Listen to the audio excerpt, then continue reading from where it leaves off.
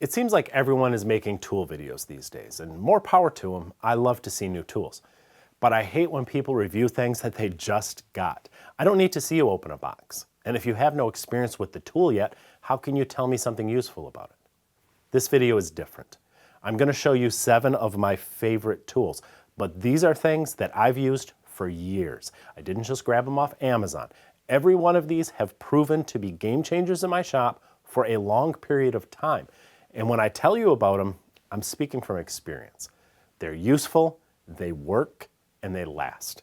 If you agree, you can use one of the links in the video description below or pinned to the top of the comment section. Either way, you're going to see some of the coolest tools around, and by the end, you'll hopefully be inspired to get into the shop and make some sawdust. Let's get started. One of the best upgrades you can make for any router is a new base plate, because the right one can be a tremendous improvement for just a small investment. Take this Palm router, for example. The small base plate that came with it provided minimal stability. But if I replace it with a larger plate, my tool becomes much more stable. I can span gaps for larger cutouts, and I can take advantage of more accessories.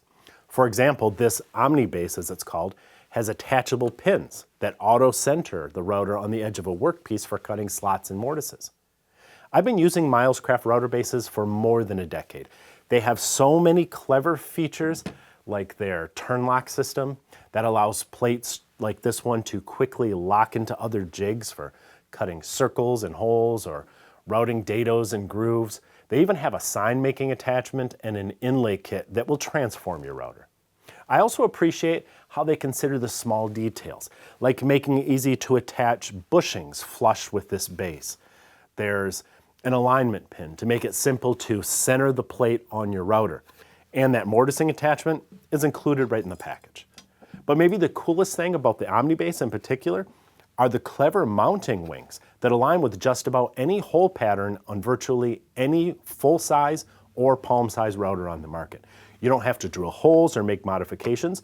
You just move the holes themselves. It's such a smart idea. This is a tremendous upgrade for any router at a really reasonable price. You should definitely grab one at the link below while they last. I'm going to blow your mind in under 30 seconds. That's how fast I can turn a dull scraper into a wood shaving machine. No muss, no fuss, no worrying about angles and hooks and all that stuff that scares people away from using cabinet scrapers to smooth wood. I can do it because of this solid carbide rod that's ground with 5, 10, and 15-degree grooves in it. Those form the hooks for you. No more tilting and guessing your angles. It's fast, it's easy, it's almost automatic. I got one of these a couple years ago, and it's been the only burnisher I've reached for ever since. However, they just released an upgraded version. This is the AB2, and it's a 1/4 inch thick rather than 3/16, so it'll work with extra thick card scrapers and even scraper planes. It's also longer. So while the AB1 version really needed the optional handles to be comfortable to use, this one needs no modifications. It's ready to go, and it couldn't be simpler. If you've never tried a card scraper, now's your chance. They produce incredibly smooth surfaces without all the dust and the noise. It's no wonder why, especially for smaller projects, more and more power tool woodworkers are going back to scraping. And now that you have a tool that makes it fast and easy to prepare your card, there's no excuse not to try it for yourself. This isn't like a hand plane. It's easy, it's satisfying, you've just got to try scraping. I'll link to a couple good blue steel scrapers below and the burnisher itself. I discovered these Duragrit sanding discs more than half a decade ago, and I love them for tough sanding tasks. They're made of steel instead of cloth or paper, and they're coated with little chunks of tool-grade carbide. So that makes them really aggressive, so they remove material fast, and they seem to last forever. That's only a slight exaggeration. I've had mine for several years. I can't imagine how many hundreds of regular sanding discs I might have gone through in that time. Now granted, I don't do all of my sanding with these. They're only available in coarse grits, 40, 60, 80, so I'm not going to finish sand with them. But they're fantastic for leveling and shaping, the sort of rough work that just kills regular sandpaper. If there's a downside, it's that they're heavier than regular discs, so you need good grippy Velcro on the bottom of your sander. But every disc comes with a new heavy-duty hook and loop replacement kit that will actually upgrade your sander so it will hold better than it ever has before. And you can replace the fuzzy back on the disc itself when it wears out, because you're going to be using this thing for years to come. This is another shop upgrade I have never regretted, even years later. Check them out at the link below the video. For a long time, I wanted a good set of layout squares, like those red ones, but at a more reasonable price. So about 4 years ago, I got a set of iGaging's layout squares from chipsfly.com, and I was immediately surprised at how nice they are, considering how little they cost compared to other squares of comparable quality. And now here I am years later, and I still think they are an excellent value. The set includes a 12-inch and a 6-inch square, as well as a mechanical pencil and extra lead because you want a precise marking tool to go with your precision layout tools. Notice I called them layout tools because they aren't just for checking to see if things are square. They include all sorts of clever features that'll keep you reaching for them throughout your project. For example, there are locating holes every 1/8 of an inch along the beam for drawing lines parallel to an edge. The handle is milled to make 45-degree angles fast and easy to mark. Other angles may also be laid out using the laser engraved markings in 5-degree increments. One of my favorite features is the center finding scale. There's also clever 1/4 and 3/8 inch offsets on the base for fast joinery layout. The graduations on the end make for a handy height gauge, and the magnetic base holds it upright on your tool and makes it easy to store nearby on the side of your tool. They're made of anodized aluminum and they are dead accurate. If you're looking for a precision square that's loaded with features for less than half of what you might expect to pay, check these out at the link below the video. A lot of woodworkers have making custom kitchen cabinets on their bucket list, but they keep putting them off because it just seems so complicated. Frankly, anyone can make a box, but the hard part is making the doors.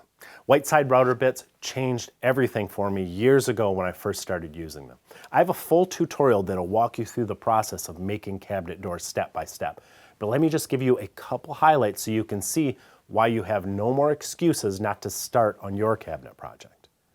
There are 2 bits in the set, a coping bit and a profile bit. This is the coping bit, and it cuts tenons on the ends of all the rails. If you don't already know, the rails are the pieces of a door frame that run horizontally. The setup is really simple. Just set the bearing even with your router table fence and raise the top of the cutter even with the surface of the wood. Using a scrap of wood as a stabilizer, each rail is coped on both ends. This is the profile bit, and it does the most work. It cuts that nice beveled profile on the edge of all your door parts, and it cuts the groove that holds the center panel all in a single pass. It's easy to set up too. Just set its cutter even with the little stubby tenons that you just cut on the ends of your rails. All 4 pieces of your door frame get a pass across this bit. It's that simple to create perfect cabinet door frames that fit together beautifully. And to think, these complex joints were cut in just 2 quick steps with almost no fussing around. It's so much easier than most people think. All that's left to do is put a panel in the center. If you're planning to paint, MDF will do. If you prefer a natural look, use veneered plywood or solid wood. Again, I have a longer tutorial that'll walk you through it. The reason I like this bit set in particular is because of the beautiful understated 15-degree beveled profile that just looks great with any kitchen. It looks both modern and traditional at the same time. I really like it. I also like that the bit set is of high quality. You could do a whole kitchen and more before you even need to think about sharpening it. And they come from a small family business in North Carolina. I've used Whiteside bits for many years. They are the real deal. So quit putting it off. Get a set of bits, watch that tutorial I made for you, and get started on your new kitchen this weekend. Links are below the video. This is another cool tool I've used for years, and it may be the perfect solution for a dusty shop, even if you have a beard. I got this probably close to 10 years ago because I wanted something that would keep the dust out of my lungs, but wouldn't make me feel like I was breathing back in my own hot air like I do with masks and respirators. And it turned out to be the solution to so many problems. To understand what I mean, you have to know how it works. Inside is a fan that draws air from above through 2 large replaceable filters. The clean air is then channeled down across your forehead, which is surprisingly nice because it's not only fresh, clean air, but it produces a cooling effect that's very refreshing, especially on a hot day. The air escapes out through the neck shroud at the bottom, but because of the positive pressure inside, nothing can get back in. That means no face seal is required, which makes it ideal for people with beards like me. Of course, I got this long before I had a beard, and over time, I've gotten used to the 2 pounds or so of extra weight that it adds to my head. I suppose that's the only downside. It'll take a few uses to get used to it. It has a protective face shield, a rechargeable battery inside that lasts a full workday, and there's an option for attachable earmuffs to protect your hearing, but I just wear earbuds with mine. Either way, I have my eyes, ears, and lungs protected all at the same time with a single self-contained unit. I originally got this when I didn't have a great dust collection in my shop.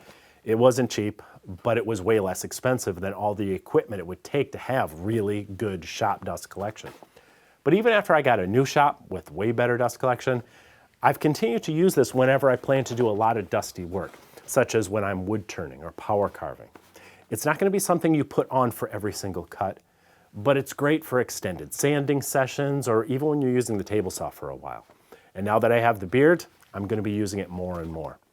The bottom line is I've had this for a long time, so I speak from experience when I say that this may be the solution that some of you have been looking for. I'll put a link below so you can check it out for yourself. This final cool tool is something that hardly costs anything, but you can never have too many of them. They are painter's pyramids, and they are lifesavers when you're finishing any project. They get your workpiece up off the bench so you can finish the edges and the sides more easily.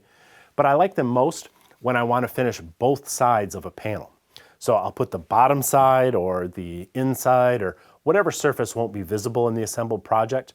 I'll put that facing upward and I'll put the finish on that first.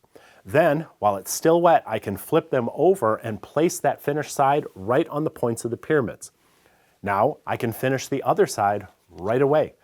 These little points don't usually leave any visible marks when the underside dries, but even if they do, that side is the one that's not going to be visible. They're big time savers. They just make every finishing or painting job more convenient. And they cost as little as 25 cents a piece if you use the link below. Get a bunch of them so you'll have them on hand when you need them. You'll thank me later. That's it for this edition of Cool Tools. We'll do it again soon. See you then.